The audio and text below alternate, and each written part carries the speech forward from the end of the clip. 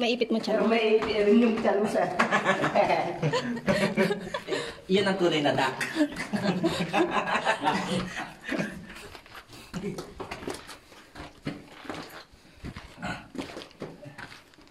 Binigyo mo? Yes.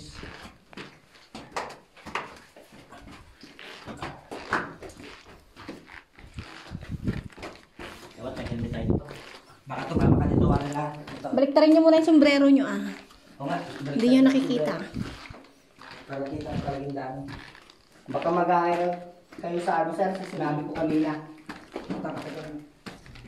Okay, dulo.